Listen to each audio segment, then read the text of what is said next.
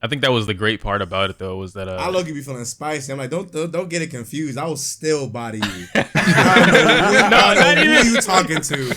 I may not be good at this game right now. I'm but loading up relax. X and Y right now. Let's go. I was gonna say I will destroy you if we were back in like when it was real competitive. I will body you. Not right, so easy. That's funny because this is back in X and Y days, and Shady was just coming up. Pokemon Wi-Fi battling was going like really big, right? Mm-hmm. And so I got into YouTube, especially Pokemon, around 2000 something. It was pre 2010. But this was back when we had Castador Perfect, Xenon 3120, Shofu. Yeah. So this is like Gen 4, Gen 5. Mosh Pit. Yeah. Yes, Mosh Pit. So I'm like, all right, I'm good. I had a channel. It was the same channel that I have now. I just privated all the videos. But a lot of my videos made it on a Mosh Pit just from just battling and, you know, like early commentary. Completely different Iyoku, right? X and Y came around, and I didn't have a capture card. I didn't have anything for the 3DS. But you had a capture card. And I had a friend named DHM. There's a whole funny story behind that, too. But he was just watching you all the time on the TV, and he was watching your live battles. One day you decided to do, you know, like the Twitter thing. You tweet out, "Hey, I'm looking for battles. Here's my thing. Respond." And I was like, I don't like the way Shady battles, bro. He not good. And DHM's like, he knows he's not good. I'm like, no. He's gloating too much. I don't like that he's good. So I challenged you, and I bodied you. It's not a gloat, but I bodied you. And I had to prove it to DHM. I was like, I told you, bro, like all the people doing battles now, they're just not good. And he's like, you can't do anything. Like, you can't prove that. I was like, watch. I revived the YouTube channel, and that's what got me back into Pokemon. I got a capture card and all that. Wow. But it was big for me because after that moment, I watched you grow as a battler. Like, I watched you learn, like, this is good. Don't do this. The leagues, the Pokemon league started to become a thing with different varieties of Pokemon. And that was completely different for me to be able to see people take these really garbage Pokemon and then make them good on a team and that really was what's fun about something. the leagues in general. Like I love that. I still remember like I remember we did the UCL. I was not a big fan of like Comfey, right? Mm-hmm. Comfey was like on 3 of my teams all it was so good. 12 weeks. I was like, this thing is doing its job, and it's probably taking a lot more hits than I've seen a lot more other high OU mons do better. Like, what the hell's going on here, bro? It worked because there were no tiers. It was a mixed bag of, you know, like OU. Shout out to Steve for Magnitude for starting that. Honestly, starting that up, dude. That's such an amazing idea, bro. Yep. And it was great. You know, I think that's kind of what makes me like VGC as much as I do now. Is because there's a lot of creativity, which is ironic because when I first got into battling, I hated VGC because I was like, there's no creativity. You know, there's no rules to keep everything balanced. Meanwhile, you're playing I don't want to fight someone. And you're going by the tier rules. Well, because like, you know, when you look at VGC and it's like, all right, I can sleep your entire team for free, especially back then because you didn't have sleep turns. If you were asleep, you were just sleep. Yep. I could freeze you whenever I wanted to. I could double team up. The whole minimize, evasion, whatever crap. Yeah, that was stupid, but it worked. And so I'm like, I don't want to play that. I hate Clefairy. So I went to singles. Yeah, I hated Clefairy. And then now that I'm playing in the game, you realize double team is not. It's not that it's bad, but no one's gonna sit here and double team 6 times in your face and win the battle for free. You know? Yeah. What do you mean? So I'll do that right now. Huh? I'll do that right now. I'll body you, but you learn that there's tactics and strategy. And, you know, like everything about it when it comes to just competitive Pokemon. That's why I like VGC. That's why I like leagues way more than singles. Yeah. Because singles is very static and to the point. This beats that. This beats that. Oh, you swapped. I predicted it. You're dead. Game over. You know? So it just, I don't know. I like that's that's an interesting point you brought up. I think it's a perfect example just to circle back to content creator aspect is that you saw me. I was hot garbage at the game, but I was growing and that pissed people off.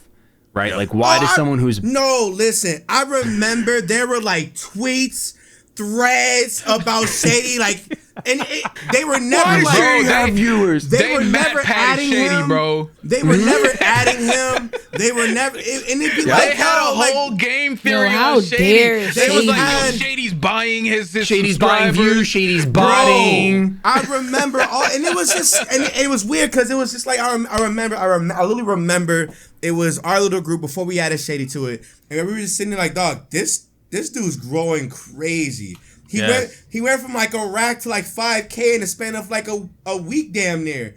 We were like, holy hell. what the hell's happening? And then I think you got added around like 10,000, 11, somewhere in the teens. And I was just like, dude, like this guy is doing it. And it was just like, we were talking love about him. The moment he got added to the group, all you saw was literally tweet longers, tweet think pieces, videos made. We like, what's going on? It's so funny because I can remember, like, Nick was the one that told me, this is years and years later, that people thought I was botting when I first started. And I just laughed. I was like, what? Like, I didn't even, Dog. I was such a noob when it came to the internet that I didn't even know you could buy. Like, I didn't know that was a thing. Listen, I remember to this day, I remember like, the very first time I heard about Shady was through Nappy and Callum. They were like recording one of their things or whatever. And I joined the gym and I was like, yo, what's good with y'all? Y'all doing? What's up? Just got back from school. I just, put my shit down. I was okay, cool. I ate. What's up with y'all? I was like, we chilling? What's good? Yeah. And then I remember Shady came out in one of the conversations and I was like, who's that? Show me the link.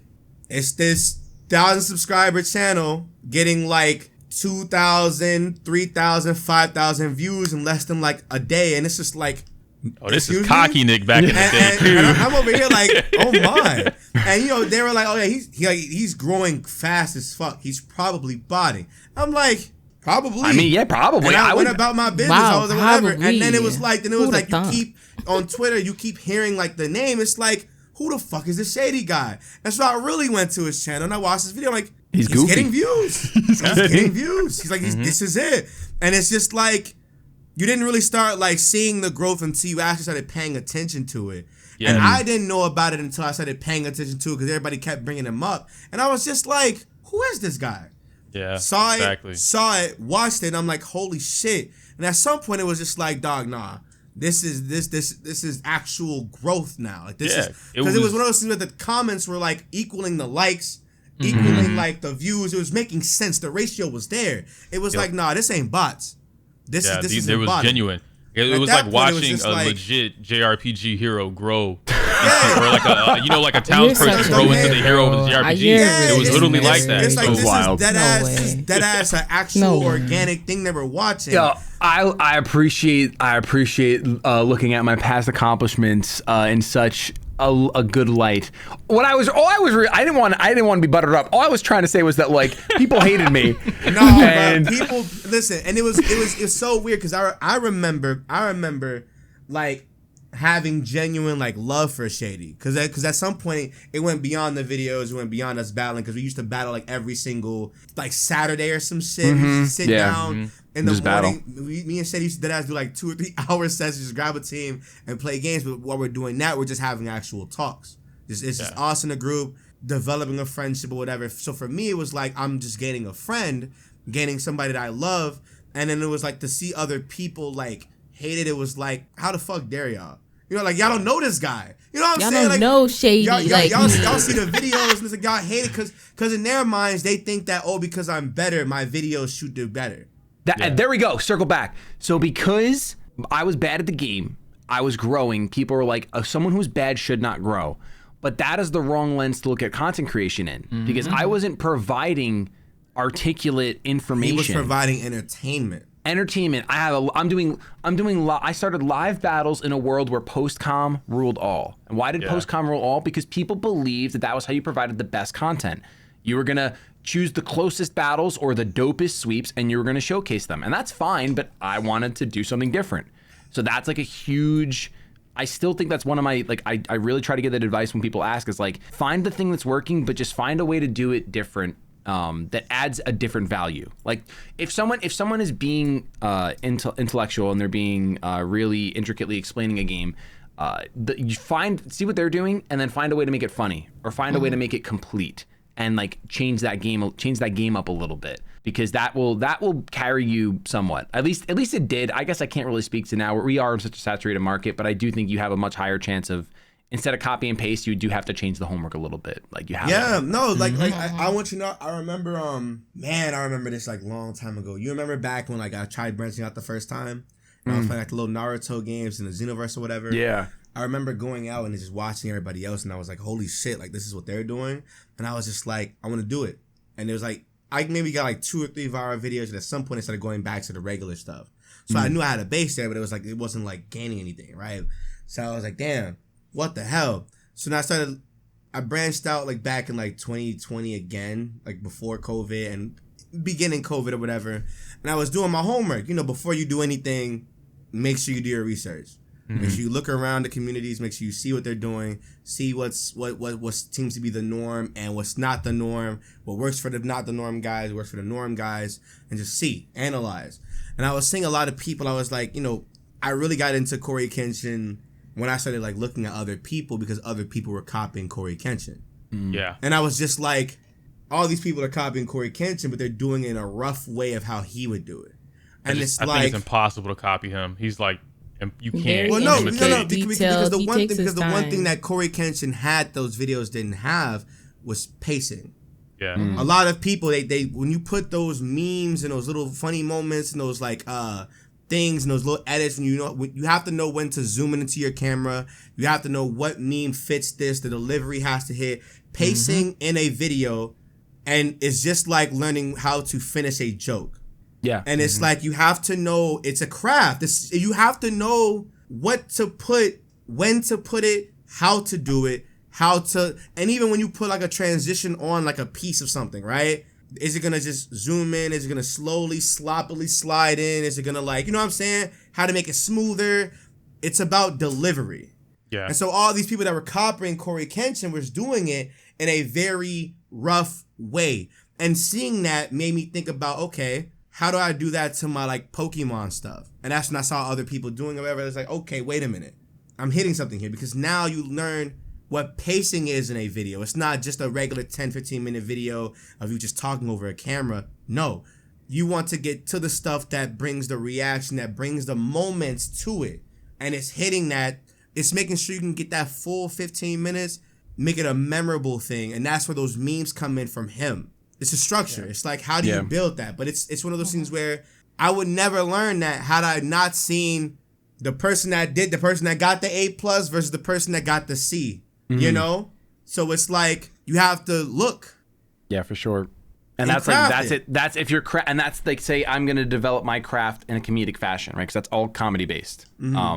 Whereas someone that's going in a different value sense is going to have to look for different things. Like, okay, how much information do I give? Is there such a thing as information overload if I'm trying to be an analytical content creator? It's interesting stuff, man. And because you got to think, like, if you're going to do informational stuff, like, stick to a topic. Like I've seen so many times where people are like back when Pokemon information stuff and stats were like a thing that we were like adding to like commentary and like live Wi-Fi battles or whatever. It's like, I know some people would be like, they'd be like, this is the stats, this is what it was. But then some people would be like, this is what it could outspeed, this is what it doesn't outspeed. Like the perfect example is the how good was so and so really back in the day? I think I think he still does. I don't know if he still does. He was crushing it. Is he still crushing it? I hope he is. I hope he is too. Because how his videos were structured were how I thought informational pieces on Pokemon videos should be. Because it was paced in a way where it was like, this is this Pokemon. This is how good it is now, how good it was, the mons that were prevalent at the time, the mons that are prevalent now in the meta, and then what it got access to, what it was weak to, end of the video. And it's he's like still crushing it. He's crushing it good. Every week he's dropping a video. Oh, I love that so much. I remember when he was first coming up, and I was like, "Yo, this guy's got it." I remember literally the company I haven't worked in a while, Ader. He was like, "Dude, have you seen these videos? This is gonna be huge." And I'm like, "I agree. It's gonna be monstrous," and I'm glad he's still crushing it. He's pulling in. Hey, 100,000 plus. Yeah, easy. On a bad day. That's a bad day. 100,000 is a bad day. That's fire.